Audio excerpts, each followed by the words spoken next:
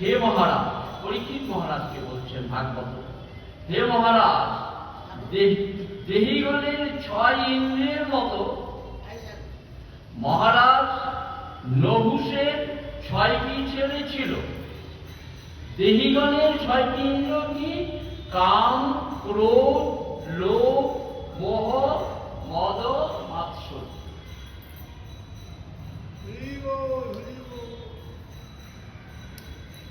আর দেহিগণের ইন্দ্রিয় কি আছে? দেহিগণের ইন্দ্রিয় আছে চক্ষু, কর্ণ, নাসিকা, জিহ্বা, ত্বক। এই যে চক্ষু, কর্ণ, নাসিকা, জিহ্বা, ত্বক, এগুলো হচ্ছে কর্মেন্দ্রিয়, এগুলো হচ্ছে জ্ঞানেন্দ্রিয়। আর কর্মেন্দ্রিয় যা দ্বারা আমরা কর্ম করি, যেটা দ্বারা কর্ম করি, সেগুলো হচ্ছে কর্মেন্দ্রিয়। সেটাকে বাক, হস্ত, পদ, বাক, বায়ু, উপস্থ। হস্ত মানে হাত, হাত দ্বারা আমরা কাজ করি। হস্ত, পদ, পদ দ্বারা আমরা কাজ করি, আমরা হেঁটে বেড়াই, তার হাত দ্বারা কাজ করি, পদ দ্বারাও কাজ করি। হস্ত, পদ, বাক, বাক, এই যে কথা বলছি, জিহ্বা, এটা হচ্ছে ইন্দ্রিয়, এটা হচ্ছে কর্মেন্দ্রিয়। তাহলে হস্ত, পদ, বাক, বায়ু, উপস্থ, এই দুটো ইন্দ্রিয় দ্বারা আমরা কাজ করি। বায়ু দ্বারা কাজ করি, উপস্থ দ্বারাও কাজ করি। আর একাদশ ইন্দ্রিয় হচ্ছে মন। তাহলে 5টি হচ্ছে কর্মেন্দ্রিয়, 5টি হচ্ছে জ্ঞানেন্দ্রিয়। প্রথম জ্ঞানেন্দ্রিয় কে কে? চক্ষু, কর্ণ, জিহ্বা, নাসিকা, ত্বক। এইটি হচ্ছে জ্ঞানেন্দ্রিয়, আমরা জ্ঞান আহরণ করি, এগুলো দ্বারা আমরা জ্ঞান আহরণ করি। আবার বাকের সাথে জিহ্বা, এখানে 2 জায়গায় এটা ব্যবহৃত হয়ে গেল। এই কর্মেন্দ্রিয় হচ্ছে, আবার জ্ঞানেন্দ্রিয় হচ্ছে। এখানে জিহ্বা দ্বারা যখন, সেটা হচ্ছে জ্ঞানেন্দ্রিয়, আবার যখন কথা বলছিস তখন সেটা হয়েছে কর্মেন্দ্রিয়, বাক, কথা বলা। তাহলে সুখদেব বললেন, হে মহারাজ, দেহিগণের 6 ইন্দ্রিয়ের মতো মহারাজ নহুষের 6টি ছেলে ছিল। 6টা ইন্দ্রিয় যেমন 6টা কাজ, সেই রকম 6টি ইন্দ্রিয় 6টি কাজ করতেন। তাদের নাম জ্যোতি, যজাতি, সংজাতি, আয়তি, বিয়তি এবং কৃতি। নামগুলি সব প্রত্যেকটার মধ্যে তি আছে। জ্যোতি, যজাতি। আজ আমরা যজাতি উপাখ্যান করব। যজাতি দ্বিতীয় পুত্রের উপাখ্যান, প্রথম পুত্রের নয়। নহুষের ইচ্ছা ছিল, জ্যেষ্ঠ নহুষ একজন বিখ্যাত নৃপতি রাজা, সাধারণ রাজা না, সম্রাট রাজা। সেই নহুষ, তার ইচ্ছা ছিল জ্যেষ্ঠ পুত্র জ্যোতি, যে সবার বড়, প্রত্যেক পিতায় চায় তার বড় পুত্র তার জায়গাটি দিন। তার নহুষের ইচ্ছা ছিল জ্যেষ্ঠ পুত্র জ্যোতির হাতে রাজ্যভার অর্পণ করবে, যে রাজত্ব জ্যোতি করবে। কিন্তু রাজত্ব গ্রহণের পরিণাম সম্বন্ধ অবহিত থাকায় জ্যোতি রাজ্যভার গ্রহণের স্বীকৃত হলেন না। বলে সবার যিনি জ্যেষ্ঠ, তিনি বলছে, না, আমি এই রাজ্যভার গ্রহণ করবো না। হে পিতা, তুমি অন্য কাউকে দাও, আমাকে দিও না। জ্যেষ্ঠ পুত্র বললো, আমাকে তুমি রাজ্যভার দিও না, তুমি অন্য কাউকে দাও। আচ্ছা, কিন্তু রাজত্ব গ্রহণের পরিণাম সম্বন্ধ অবহিত থাকায় জ্যোতি রাজ্যভার গ্রহণের স্বীকৃত হলেন না। কারণ রাজ্য ভোগে প্রবিষ্ট হলে পুরুষ পরমাত্মার পথে এগোতে পারে না। যদি ভাবো, আমি যদি রাজত্ব করি, রাজ্যে ঢুকে যাই, রাজা হয়ে যায়, তাহলে আমি পরমাত্মাকে, ভগবানকে আমি কখনো সেবা করতে, ঠিক মতো সেবা করতে পারবো না। কারণ রাজ্যভোগে প্রবেশ করে পুরুষ পরমাত্মার পথে এগোতে পারে না, অর্থাৎ আত্মস্বরূপ বিস্মৃত হয়, আত্মস্বরূপকে সে খুঁজে পায় না। নিজের মধ্যে যিনি ভগবান আছেন, সেই ভগবানকে সহজে তিনি খুঁজে বের করতে পারেন না। ইন্দ্রপত্নী শচীর প্রতি কামাসক্ত হলে ব্রাহ্মণ সমাজ নহুষকে ইন্দ্রত্ব থেকে পতিত করে অজগর যোনিতে নিক্ষেপ করে। ইন্দ্রপত্নী, তার নাম ছিল শচী, সেই শচীর প্রতি কামাসক্ত হয়েছিলেন কে? বলে ব্রাহ্মণ সমাজ নহুষকে ইন্দ্রত্ব থেকে পতিত করেন। ইন্দ্রত্ব প্রাপ্ত হয়েছিলেন, তা সেখান থেকে তাকে মানে পতিত করে দেন, সেখান থেকে তাকে বিতাড়ন করেন। এবং শুধু তাই না, তাকে অজগর যোনিতে নিক্ষেপ করেন, সেই তাকে অজগর হতে হয়েছিল। এইসব কারণে যযাতি রাজা হলেন, কেননা পিতা এখন সর্বজনী প্রাপ্ত হবে, এই জন্য। আর প্রথম পুত্র যতি তো রাজত্ব নিতে চাইল না, এই জন্য এখন দ্বিতীয় পুত্র যযাতি কি করলেন?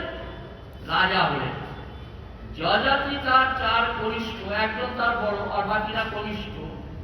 যযাতি তার 4 কনিষ্ঠ ভাইদের 4 দিক পালনের আজ্ঞা প্রদান করলেন। 4 ভাইকে 4টা দিক পালন করতে বললেন, অর্থাৎ 4টা দিক শাসন করতে বললেন, যে তুমি উত্তর দিক শাসন করবে, তুমি দক্ষিণ দিক শাসন করবে, তুমি পূর্ব দিক শাসন করবে, তুমি পশ্চিম দিক শাসন করবে। হ্যাঁ, কনিষ্ঠ ভাইদের 4 দিক আজ্ঞা পালনের প্রদান করলেন। এবং নিজে শুক্রাচার্যের মেয়ে দেবযানী এবং দত্তরাজ বৃষপর্বার কন্যা শমিষ্ঠার পাণিগ্রহণ করে পৃথিবী পালনে প্রবৃত্ত হলেন। দুটো কন্যা বিয়ে করলেন। একটি হলো নিজে শুক্রাচার্যের মেয়ে দেবযানীকে বিয়ে করলেন, দেবগুরু হলেন শুক্রাচার্য, তার কন্যার নাম ছিল দেবযানী, তাকে বিয়ে করলেন। আর দৈত্য রাজা ছিলেন বৃষপর্বা, তার কন্যার নাম ছিল শর্মিষ্ঠা, অতীব সুন্দরী, তাকেও বিয়ে করলেন। এবং এই বিয়ে করে দুজনকে বিয়ে করে পৃথিবী পালনে প্রবৃত্ত হলেন, অর্থাৎ রাজত্ব আরম্ভ করলেন। মহারাজ পরীক্ষিত প্রশ্ন করলেন। এবার পরীক্ষিতের প্রশ্নের পালা, সুখদেব উত্তর দিচ্ছেন। মহারাজ পরীক্ষিত প্রশ্ন করলেন, হে রাজন, হে ব্রাহ্মণ। সুখদেব ছিলেন ব্রাহ্মণ, তাই বলছেন, হে ব্রাহ্মণ, ভগবান শুক্রাচার্য তো ব্রাহ্মণ ছিলেন। শুক্রাচার্য, দেবগুরু শুক্রাচার্য ব্রাহ্মণ, যে ভগবান শুক্রাচার্য তো ব্রাহ্মণ ছিলেন।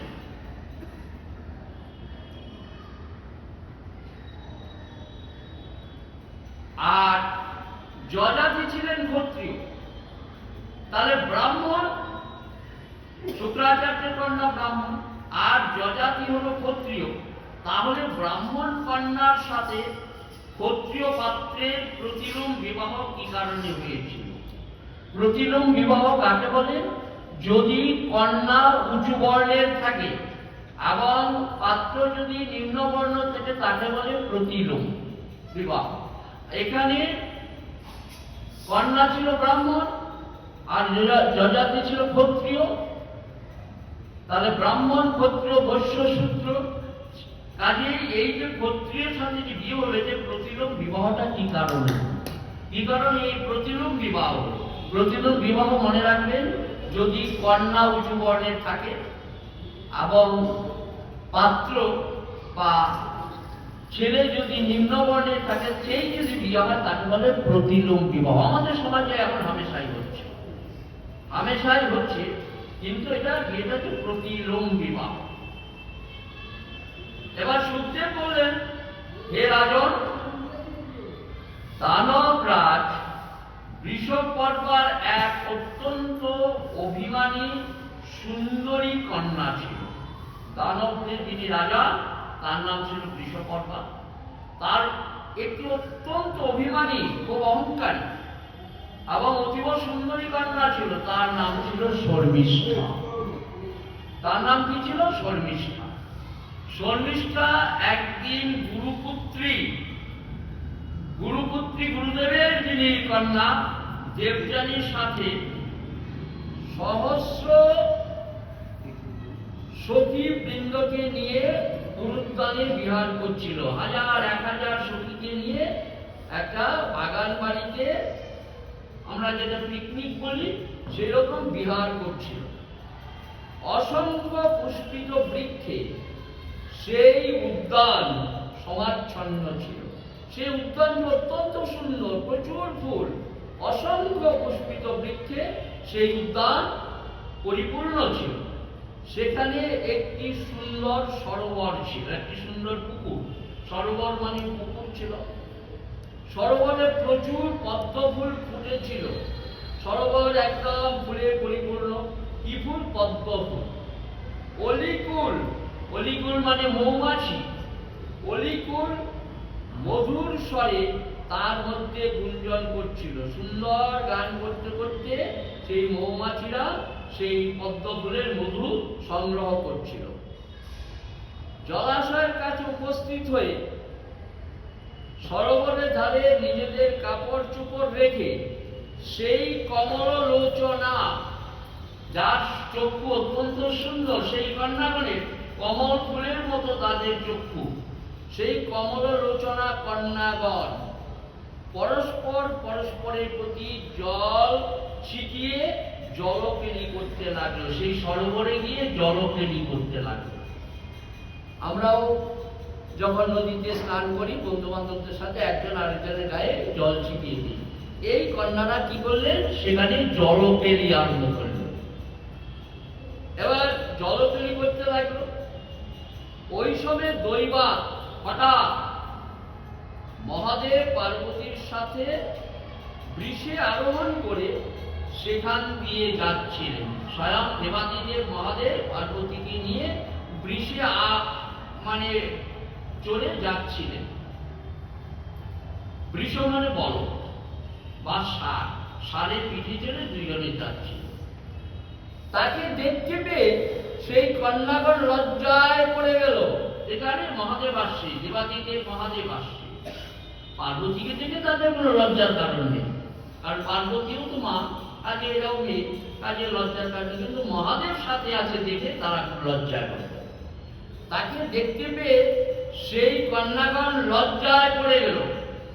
সর্বনাশ, আমরা তো কাপড় চোপড় রেখে দেখেই জলে নেমেছি, অল্প স্বল্প কাপড় চোপড় পড়েছে, মানে প্রায় কাপড় বিহীন এই জলকেলি করছে সমস্ত রাজকন্যা এরা, হ্যাঁ, এবং সখী। এবং তখনই জলের থেকে তীরে এসে তারা সেই দেবাদিদেব মহাদেবকে জলের থেকে উঠে জলের তীরে এসে নিজেদের কাপড় চোপড় পরে ফেলল, তাড়াতাড়ি কাপড় পরে ফেলল। এরকম একদিন দেবাদিদেব মহাদেব স্বয়ং নারদ ঋষিও এই কুবেরের দুই পুত্র জলকেলি করছিল অপ্সরাদের সাথে। সেই অপ্সরারা সেই নারদ ঋষিকে দেখে তাড়াতাড়ি কাপড় পরিধান করলো, কিন্তু কুবেরের দুই পুত্র তারা আর কাপড় পরিধান করলো না। তারা মদমত্ত ছিল। তার জন্য দেবাদিদেব মহাদেব দেখলেন যে এদের তো উদ্ধার করা দরকার। এই কুবেরের এই দুই পুত্র, হ্যাঁ, এদের যদি উদ্ধার না করা হয় তাহলে এরা চিরকাল এই অবগতিত থাকবে। এই জন্য তাদের অভিশাপ দিল। কি অভিশাপ দিল? যে যাও তোমরা বৃক্ষজনী প্রাপ্ত হও। ওই দুই পুত্রকে বলল, যমল এবং অর্জুন, হ্যাঁ, এই দুটো বৃক্ষরূপে পতিত হও। তখন তারা তাদের হুঁশ ফিরল। সেই কুবেরের দুই পুত্রের হুঁশ ফিরল, এই কি আমরা কি করছি, বিরাট অন্যায় করে ফেলেছি। আমাদের সামনে নারদ ঋষি এসছেন, অথচ আমরা কিনা অপ্সরাদের সাথে, হ্যাঁ, মানে জলকেলি করছি, আমাদের কোনো হুঁশ নেই। অপ্সরারা সকলেই পরিচ্ছদ পরিধান করে ফেলেছে। তখন বললো তারা আমরা তো বৃক্ষজনী প্রাপ্ত হব, তাহলে আমাদের উদ্ধারের উপায় কি? সেটা ছিল সত্যযুগ। বলে তোমরা ত্রেতা তো উদ্ধার প্রাপ্ত হবে না, তোমরা দাপর যুগে উদ্ধার প্রাপ্ত হবে। দাপরে ভগবান কৃষ্ণ যখন সেই শ্রীরাম বৃন্দাবনে লীলা করবেন, মা যশোদার বাড়িতে লীলা করবেন, সেখানে সেই দিন যমল এবং অর্জুন দুইটি বৃক্ষ, সেই বৃক্ষ দুটি ভগবান কৃষ্ণের পদস্পর্শে, হ্যাঁ, উৎপাদিত হয়ে যাবে। উৎকলের মধ্যে টানবে, পড়ে যাবে, তারপর তোমরা উদ্ধার প্রাপ্ত হবে। তাহলে এতদিন পর্যন্ত তাদের বৃক্ষজনী প্রাপ্ত হয়ে থাকত। সত্যযুগের পরিমাণ হলো 17 লক্ষ বছর, তার অর্ধেকের একটু বেশি মানে 12 লক্ষ বছর হচ্ছে ত্রেতা যুগের পরিমাণ। এই 12 লক্ষ বছর তারা বৃক্ষজনী প্রাপ্ত হয়েছে, তারপরে দ্বাপর যুগে তারা উদ্ধার প্রাপ্ত হয়েছে। তো যাই হোক, এবার দেবাদিদেব মহাদেবকে দেখে সকলে নিজেদের কাপড় চোপড় পরে ফেলল। আচম্বিত ঘটনার পরিপ্রেক্ষিতে ভুল করে শর্মিষ্ঠা গুরুকন্যা দেবযানীর কাপড় পরে ফেলল। অনেকগুলো কাপড় চোপড় তো, গুরুর কন্যার যে কাপড়টি সে পরে ফেলল, নিজের কাপড়টি রইল, গুরুর কন্যার সে না দেখে অন্য কাপড় পরে ফেলল। তা দেখে রাগে আগুনের মতো জ্বলে উঠে দেবযানী শর্মিষ্ঠাকে বলতে লাগলো। দেবযানী হলো গুরু কন্যা, শর্মিষ্ঠা হলো রাজার কন্যা, কিন্তু কার কন্যা? এক অসুর রাজার কন্যা। শর্মিষ্ঠাকে বলতে লাগলো, আরে এই দাসীটার অন্যায় কাজটি দেখো। ওকে দাসী বলছে, শর্মিষ্ঠা তো দাসী, এই দাসীটির অন্যায় কাজটি দেখো। কুকুরি যেমন করে যজ্ঞের হবি উঠিয়ে নিয়ে যায়, সেইভাবে এ আমার কাপড় পরে বসেছে। কুকুররা কিন্তু যজ্ঞের সময় যে নৈবেদ্য রাখা হয়, কুকুর তা জানে না এটা যজ্ঞের জন্য রাখা আছে, এবং কুকুর করে কি সেই নৈবেদ্য নিয়ে চলে যায়। তাই বলছে কুকুরি যেমন যজ্ঞের হবি উঠিয়ে নিয়ে যায়, এইভাবেই এই শর্মিষ্ঠা আমার কাপড় পরে বসে আছে। যে ব্রাহ্মণকুল নিজেদের তপস্যার বলে ও নিরন্তর পবিত্র ব্রহ্মতেজ ধারণ করে রেখেছে, প্রাণীদের কল্যাণজনক বেদ মার্গ প্রবর্তন করেছে, এটা সত্য কথা। বড় বড় লোকপাল, এমনকি দেবরাজ ইন্দ্র, ব্রহ্মা প্রভৃত যাদের চরণ বন্দনা ও সেবা করে থাকেন। বেশি কথা কি, লক্ষ্মী দেবীর একমাত্র আশ্রয় পরম পাবন বিশ্বাত্মা ভগবান পর্যন্ত যাদের বন্দনা ও স্তুতি করেন, ভগবান পর্যন্ত ব্রাহ্মণদের স্তুতি করেন, বন্দনা করেন, এগুলো উদাহরণ দিচ্ছেন সেই দেবযানী। সেই ব্রাহ্মণদের মধ্যেও আমরা ভৃগু বংশীয়গণ সর্বশ্রেষ্ঠ। যে আমি হলাম ভৃগু বংশীয় কন্যা, ব্রাহ্মণ কন্যা। আমার পূর্বপুরুষের ভৃগুরী পদচিহ্ন ভগবান কৃষ্ণচন্দ্রের বক্ষস্থলে আছে, ভৃগু লাঞ্ছন বলে। তা ভৃগু বংশীয় সর্বশ্রেষ্ঠ, আর এর পিতা একে তো অসুর। এবার শর্মিষ্ঠার কথা বলছো, এর পিতা একে তো অসুর, কিন্তু দেখতে খুব সুন্দর।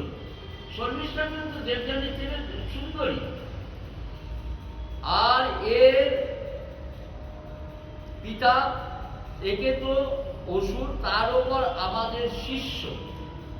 আমার পিতা হচ্ছে গুরু, আর এর পিতা হচ্ছে তার শিষ্য। তার সত্ত্বেও আমার একটু ভুল হলো, দেবগুরু বৃহস্পতি আর শুক্রাচার্য হলো অসুর। একটু বলে এটা ঠিক করে নিলাম, এটা ক্ষমা করবেন। দেবগুরু হচ্ছে বৃহস্পতি আর অসুর গুরু হলো শুক্রাচার্য।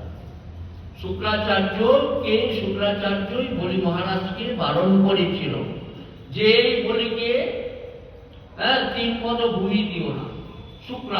শুক্রাচার্য নিজে ব্রাহ্মণ, শুক্রাচার্য কিন্তু অসুর না, কিন্তু নামটা আছে দেবগুরু হলো বৃহস্পতি আর অসুর গুরু হলো শুক্রাচার্য।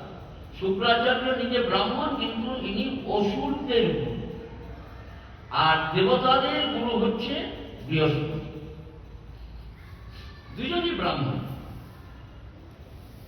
এবার বলছেন আমার পিতা একে তো অসুর, তার উপরে আমাদের শিষ্য, এর পিতা মানে সে শর্মিষ্ঠার পিতা এ হচ্ছে অসুর, এবং আমার পিতার শিষ্য। তা সত্ত্বেও এই দুষ্টা মেয়েটা, মানে ওর প্রতি এখন ক্রোধ হয়েছে, তো কাজে যদিও বান্ধবী কিন্তু এর প্রতি এখন অনেক রাগ হয়ে গেছে। এই জন্য বলছে এই দুষ্টা মেয়েটা শূদ্রের বেদ পাঠের মতো আমার কাপড় গায়ে চড়িয়ে বসেছে। যে আমার কাপড়টি সে পরেছে, শূদ্র যেমন বেদ পাঠে যোগ্য নয়, সেই রকম শূদ্রের বেদ পাঠের মতো আমার কাপড়টি সে গায়ে চড়িয়ে বসে, অর্থাৎ আমার কাপড়টি পরেছে। দেবযানী এইভাবে তিরস্কার করতে থাকলে, দেবযানী এইবার বক্তা আরম্ভ করছে শর্মিষ্ঠাকে। শর্মিষ্ঠা রাগে কাঁপতে লাগলো। শর্মিষ্ঠা রাগে কাঁপতে লাগলো কেন? শর্মিষ্ঠাও তো রাজার মেয়ে, ও তো সাধারণ মেয়ে নয়। শর্মিষ্ঠা রাগে কাঁপতে লাগলো। পদাহত সর্পিণীর মতো ঘন ঘন নিঃশ্বাস পরিত্যাগ করতে করতে দাঁত দিয়ে ঠোঁট কামড়ে সে দেবযানীকে বলল। এবার শর্মিষ্ঠা রেগে গেছে, রাজার মেয়ে তো, হোক না সে গুরুপত্নী, গুরুর কন্যা, উনিও তো রাজার মেয়ে। কাজে ও আমার তো ওর একটু ভুল হয়ে গেছে, কাপড়টা ভুলে পড়ে ফেলেছে। এবার দেবযানীকে বলল, ওরে ভিক্ষুকি। ভিক্ষুক বলছে ব্রাহ্মণরা ভিক্ষা করে জীবন যাপন করে, এই জন্য সেই ওকে বলছে ভিক্ষুকি। ওরে ভিক্ষুকি, তুই যে এইসব কটু কথা বলছিস, এইটা আমাকে বকছিস, কটু কথা বলছিস, তোর নিজের বৃত্তান্ত তুই কি জানিস? তুই কি নিজের সম্বন্ধে তুই জানিস তুই কে আর আমি কে? কাক এবং কুকুর যেমন আমাদের দরজায় এসে খাবারের জন্য বসে থাকে, তোরাও কি সেই রকম আমাদের বাড়িতে খাবারের প্রত্যাশায় বসে থাকিস না? রাজার মেয়ে তো। আর ব্রাহ্মণরা সত্যি সত্যি তো ভিক্ষা করে জীবন যাপন করে, আদর্শ জীবন যাপন করে। এখানে এটা ব্রাহ্মণের কোন নিন্দা নয়। ব্রাহ্মণরা তখনকার যুগে ভিক্ষা করেই জীবন যাপন করত, আদর্শবান। কিন্তু এখানে যেহেতু দেবযানী এইভাবে ওকে বকছে এতক্ষণ, এইবার শর্মিষ্ঠাও তো সবার সামনে, শর্মিষ্ঠাও বলছে তোরা তো আমাদের বাড়িতে ভিক্ষা করিস, আমার বাবার কাছে ভিক্ষা নিস, সেইভাবে তো জীবন যাপন করছিস। বলছে এইভাবে নানা রকম কঠোর কথা বলে শর্মিষ্ঠা গুরু কন্যা দেবযানীকে তিরস্কার করে রাগের চোটে দেবযানীর গায়ের কাপড় চোপড় সব খুলে নিয়ে তাকে একটা কুয়োর মধ্যে ফেলে দিল। রাজার কন্যা তো, কাপড় চোপড় খুলে নিয়ে একদম কুয়োতে ফেলে দেবযানী। খুব সুন্দর ঘটনা, মনে রাখবে, অত্যন্ত সুন্দর ঘটনা, মনে রাখার চেষ্টা করতে হবে। শর্মিষ্ঠা ওখান থেকে চলে গেলে দৈবক্রমে রাজা যযাতি মৃগয়া করতে করতে সেখানে এসে উপস্থিত হয়েছে। শর্মিষ্ঠা চলে গেছে, দৈবক্রমে হঠাৎ যযাতি, রাজা যযাতি শিকার করতে এসে ওই জায়গায় এসে উপস্থিত হলেন। তৃষ্ণার্ত হয়ে তিনি জলের সন্ধান করতে লাগলেন। নিজে জলের তৃষ্ণায় জল খুঁজছে সেই রাজা যযাতি। তৃষ্ণার্ত হয়ে তিনি জলের সন্ধান করতে লাগলেন এবং সেই কুয়োর কাছে গিয়ে তার মধ্যে দেবযানীকে দেখতে পেলেন। আরে এখানে একটি সুন্দর মেয়ে পড়ে আছে, দেবযানী পড়ে আছে বিবস্ত্রা অবস্থায়, বিবস্ত্রা, গায়ে কোনো কাপড় চোপড় নেই, যুবতী মেয়ে বিবস্ত্রা অবস্থায় দেবযানীকে দেখে রাজা যযাতি তার নিজের গায়ের চাদরখানা ছুড়ে দিলেন, যে মা এই কাপড়টা তুমি আগে পর। সেই কুয়োর মধ্যে নিজের গায়ের কাপড়টি ছুড়ে দিলেন এবং নিজের হাত দিয়ে দেবযানীর হাত ধরে তাকে তুলে আনলেন। তারপরে অনেক কষ্ট করে নিজের হাত দিয়ে দেবযানীকে সেই কুয়ো থেকে তুলে আনলেন। কুয়ো থেকে উদ্ধার পেয়ে দেবযানী সব প্রেম বচনে, মানে যে বচনের মধ্যে প্রেম আছে, সুন্দরতা আছে, ভালোবাসা আছে, সব প্রেম বচনে বীর যযাতিকে বলল। সেই যযাতি রাজাকে বলল, এই যযাতির মেয়ে তো ওকে ফেলেছে, দেখা যাক কি হয়। বীর যযাতিকে বলল, হে বীরশিরোমণি রাজন, আজ আপনি আমার পানি গ্রহণ করেছেন। অজয়জাত, আজ আপনি আমার পানি গ্রহণ করেছেন, আপনি আমার হাত ধরে তুলেছেন। তখনকার যুগে কোনো যুবতী কন্যাকে কোনো রাজা বা রাজপুত্র যদি হাতে ধরত, তাকে বিবাহ করত। এই তাকে হাতে ধরেছে, তাই বলছে আজ আপনি আমার পানি গ্রহণ করেছেন, আমার হাত ধরেছেন। পানি গ্রহণ করেছেন মানে আপনি আমার হাত ধরে তুলেছেন। আপনার দ্বারা গৃহীত পানি যেন অন্য আর কেউ গ্রহণ না করে। পানি মানে হস্ত, যে হস্তটি আপনি ধরেছেন, আমার হস্তটি, এই হস্তটি আর অন্য কোনো পুরুষ ধরবে না। হ্যাঁ, পানি যেন অন্য আর কেউ গ্রহণ না করে। হে বীরশ্রেষ্ঠ, ক্রোধে পড়ে থাকা অবস্থায় আপনার এই অযাচিত দর্শন, যে আপনাকে যে আমি দর্শন পেলাম, অযাচিত মানে কৃপা, আমি তো যাচনা করিনি, অযাচিত দর্শন আমি ঈশ্বর প্রদত্ত বলেই মনে করি, ভগবানের ইচ্ছা। তা না হলে আপনি আমাকে হাত ধরে তুলবেন কেন? হে রাজা, আপনি আমাকে হাত ধরে তুলেছেন। এর মধ্যে মানুষের কোনো হাত নেই। এই যে আপনি আমাকে হাত ধরে তুলেছেন, কোন মানুষ তো আপনার এখানে আসতে পারেনি, নিজেই এসছেন, আমাকে হাত ধরে তুলেছেন। এর মধ্যে মানুষের কোনো হাত নেই। হে বীরশ্রেষ্ঠ, পূর্বে আমি বৃহস্পতির ছেলে কচকে অভিশাপ দিয়েছিলাম। আপনারা কচ ও দেবযানী যদি কেউ রবীন্দ্রনাথের পড়ে থাকেন, সেই কচকে অভিশাপ দিয়ে এসেছিলেন। এই দেবযানী কি দিয়েছিলেন? অভিশাপটা দিয়েছিলেন কচকে, যে তুমি আমার পিতার কাছ থেকে মৃত সঞ্জীবনী শিক্ষা লাভ করেছ। দীর্ঘদিন তুমি আমার পিতার কাছে এটা শিক্ষা লাভ করেছ। এই সময়ে তুমি আমাকে ভালোবেসেছ। আর শিক্ষান্তে, শিক্ষা সমাপনের পর তুমি চলে যাচ্ছ।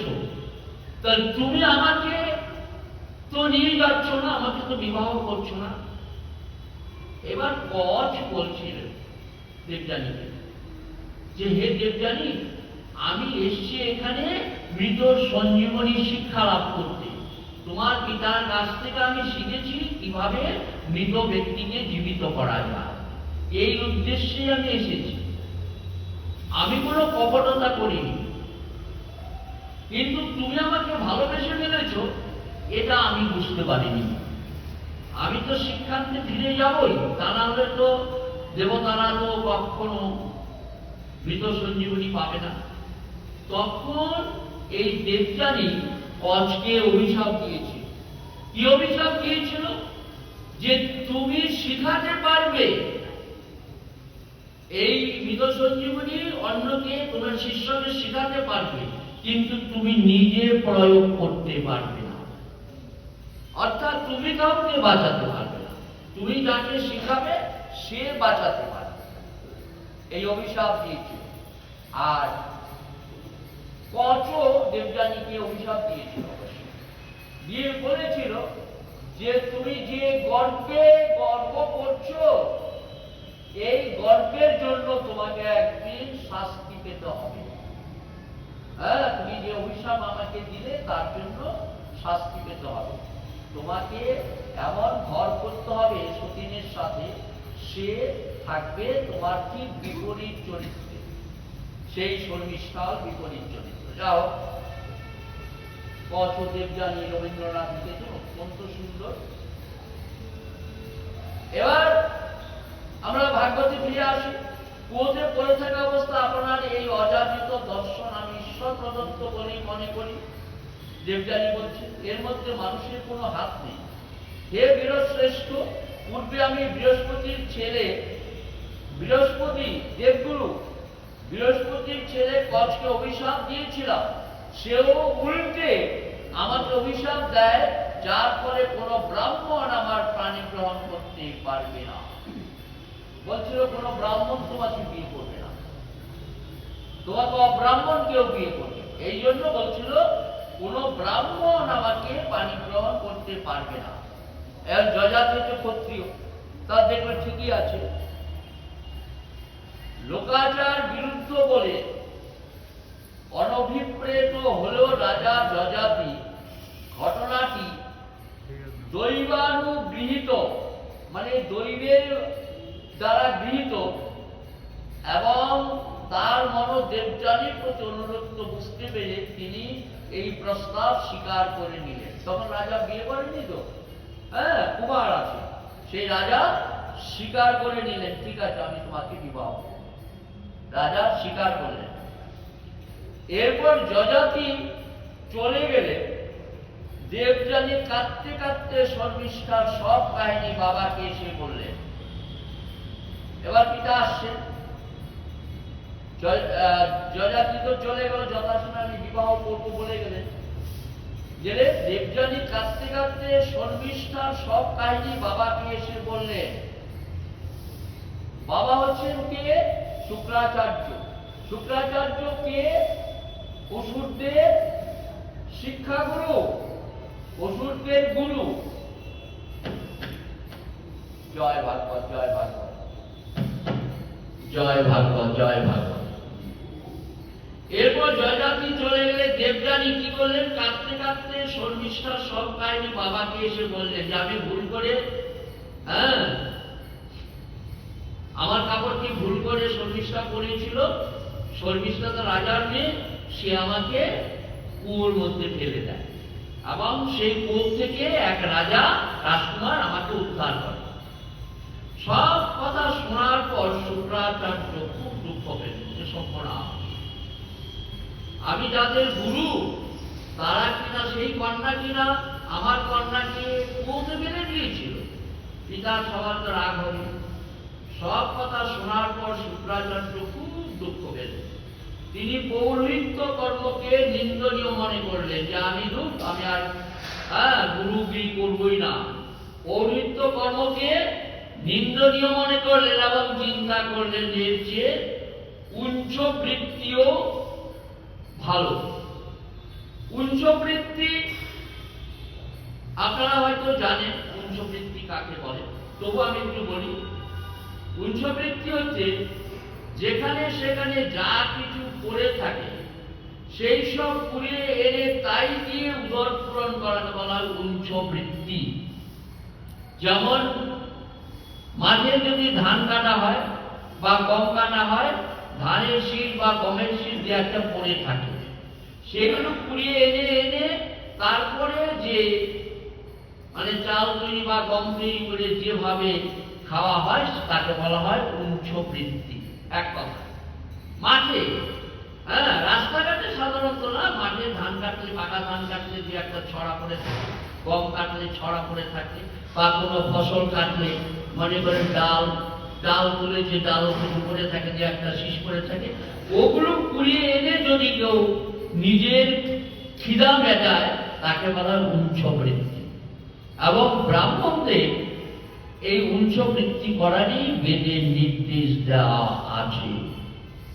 অর্থাৎ তারা সমস্ত কিছু পরিত্যাগ করে ওইটুকু দিয়েই তারা জীবন ধারণ করবে।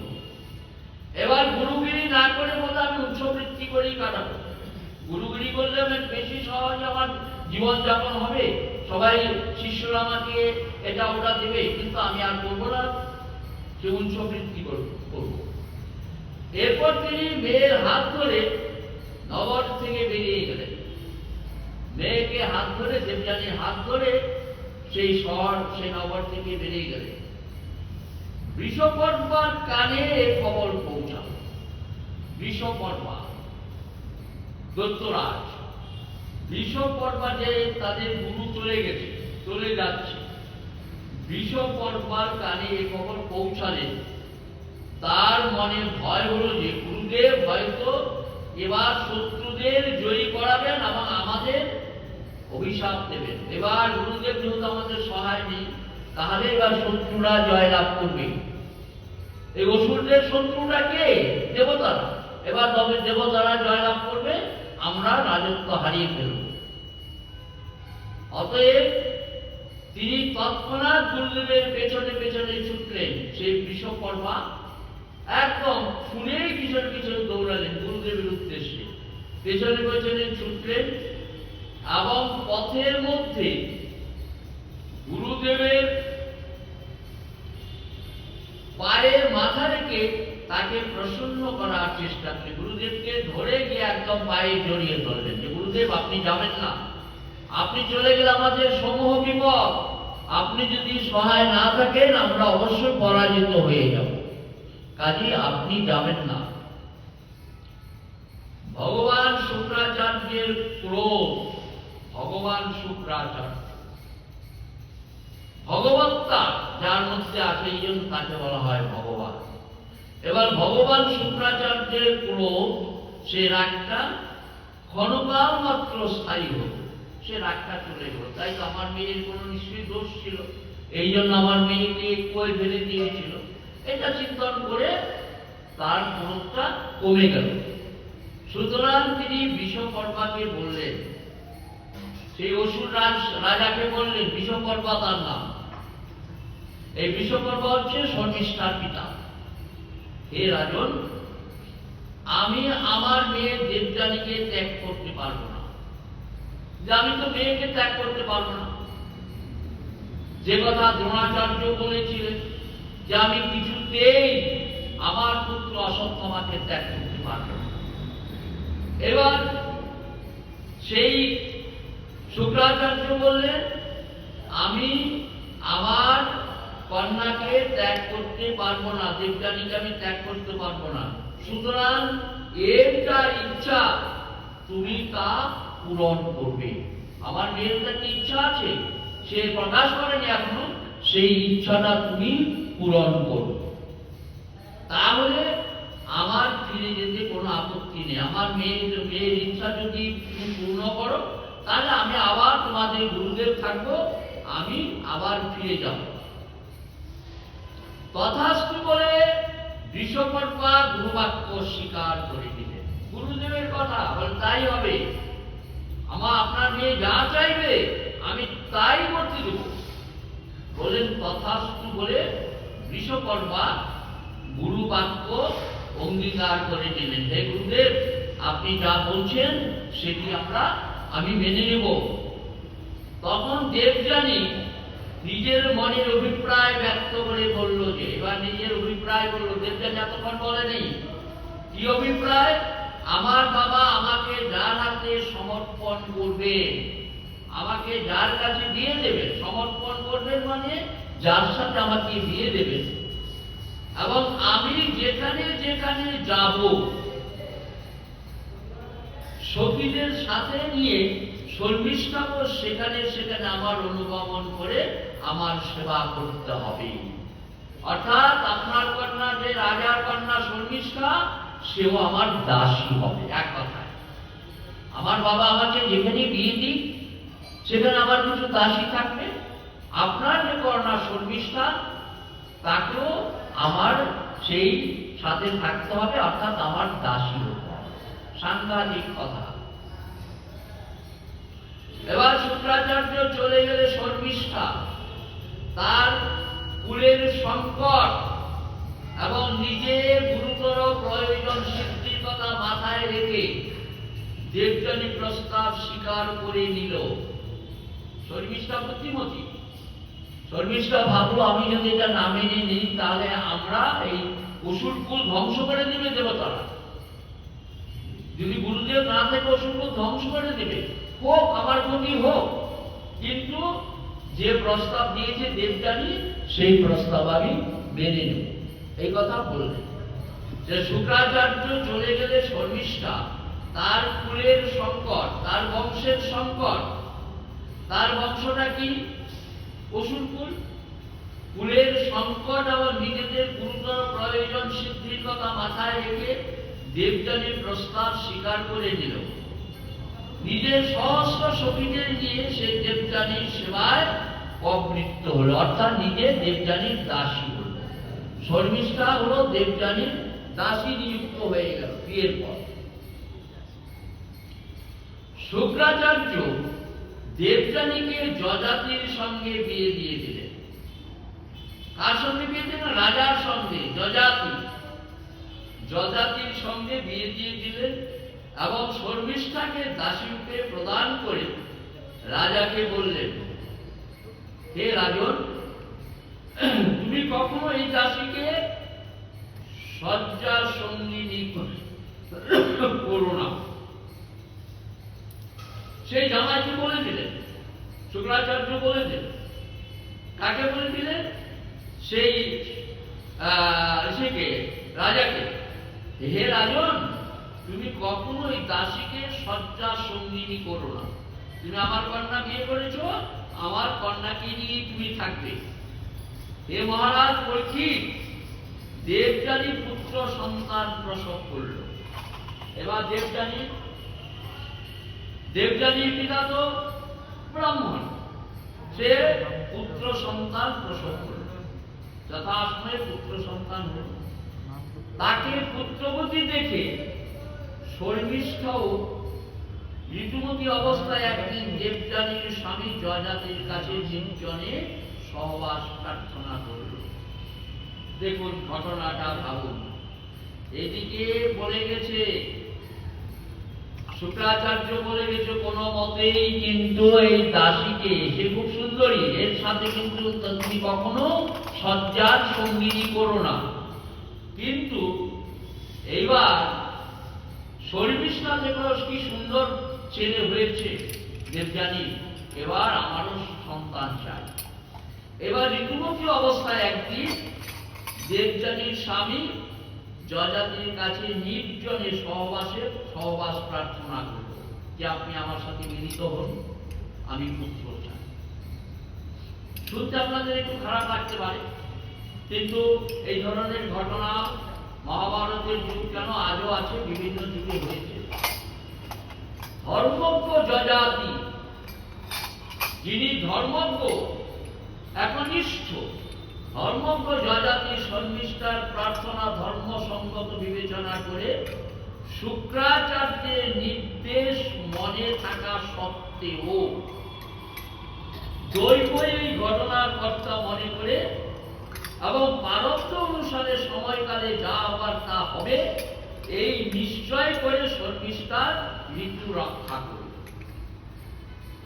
ধর্মজ্ঞ জয়জাতি ধর্ম পালন করে, কিন্তু একমাত্র ভাবলে যে ঋতুমতী কন্যা যদি কোনো কারণে পুরুষের সাহচর্য চায়, যদি সেইটা পূরণ না করা হয়, তখনকার যুগে না করা হয়, তাহলে সে অন্যায় করে এবং অভিশপ্ত হতে পারে। কিন্তু রাজা যজাতি সব জেনে শুনে একে পুত্র দান করলেন, অর্থাৎ এর সাথে মিলিত হলেন। শর্মিষ্ঠা ঋতু রক্ষা করলেন, তার মানে শর্মিষ্ঠার সঙ্গে মিলিত হলেন। দেবযানীর দুটি ছেলে হয়, তার নাম হলো যদু আর পূর্বসু। আর বিশ্বকর্মার মেয়ে শর্মিষ্ঠার তিনটি ছেলে হয়, তার নাম হলো দ্রুজ, অনু আর পুরু। পুরু কথাটা মনে রাখবেন, পুরু। নিজের স্বামীর দ্বারা শর্মিষ্ঠার গর্ভ উৎপত্তি হয়েছে জানতে পারে অভিমানিনী দেবযানী ক্রোধে আত্মবিস্মৃত হয়ে বাপের বাড়ি চলে গেল। কি ব্যাপার, আমার স্বামী এখন চরিত্রহীন, সে আমার যে দাসী তার দাসীর সাথে মিলিত হয়েছে। এই রাগে দেবযানী কি করলো, বাপের বাড়ি চলে গেল ওই দুটো পুত্র নিয়ে। কামুক রাজা যজাতি বিবিধ বিনয় বাক্যের দ্বারা এখানে কামুক বলা হয়েছে, কেননা সে ধর্মজ্ঞ হয়েও তো সে অন্যায় করেছে, এই জন্য কামুক শব্দ ব্যবহার করেছে।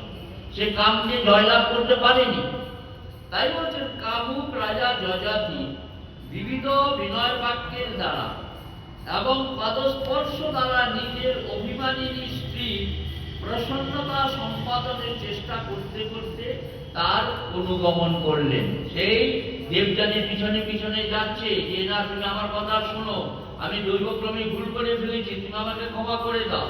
তার পিছনে পিছনে ছুটল, কিন্তু স্ত্রীর মানভঞ্জন করতে পারলেন না। দেবযানী তো ব্রাহ্মণ কন্যা, ব্রাহ্মণ কন্যাদের দেশ বেশি থাকবে, আর যজাতি হচ্ছে ক্ষত্রিয়। স্ত্রীর মানভঞ্জন করতে পারলেন না, শুক্রাচার্য এই ঘটনায় অত্যন্ত ক্রুদ্ধ হয়ে, এবার শুক্রাচার্য বাবার কাছে গেছে দেবযানী। শুক্রাচার্য এই ঘটনায় অত্যন্ত ক্রুদ্ধ হয়ে যযাতিকে বললেন, আগেই তো উনি বলে দিয়েছিলেন আর যাই কর, এই দাসী এই দাসী শর্মিষ্ঠার সাথে কিন্তু তুমি কখনো শয্যা ভাগ করবে না। যযাতিকে বললেন, ওরে কামু, ওরে মিথ্যাচারী নরাধম, মানব দেহকে বিকৃত রূপ দানকারী জরা তোর শরীরে প্রবেশ করুন, তোর মধ্যে জরা, তুই বৃদ্ধ হয়ে যা, এইমাত্র তুই বৃদ্ধ হয়ে যা। এইভাবে অভিশাপ দিলেন। অত্যন্ত সুন্দর যযাতি, অত্যন্ত সুন্দর তার দেহ শুষ্ক, বলল তুই বৃদ্ধ হয়ে যা। আপনারা সিগন্যাল দিতে কখন থামতে হবে না। যযাতি বললেন, হে ব্রাহ্মণ, আপনার মেয়ের সাথে সম্মুখ করে এখন পর্যন্ত আমি পরিতৃপ্ত হতে পারিনি। একদম সত্যি কথা যে আপনার মেয়ের সাথে আমি সংসার করেছি বটে, কিন্তু আমি কখনো সুখী হইনি। এই অভিশাপের ফলে তো আপনার মেয়েরও ক্ষতি হলো। আমি যখন বৃদ্ধ হয়ে গেলাম, জরা পেয়ে গেলাম, তাহলে এখন তো দেখা যাচ্ছে আপনার মেয়েও সেই জরা স্বামীকে নিয়েই থাকবে।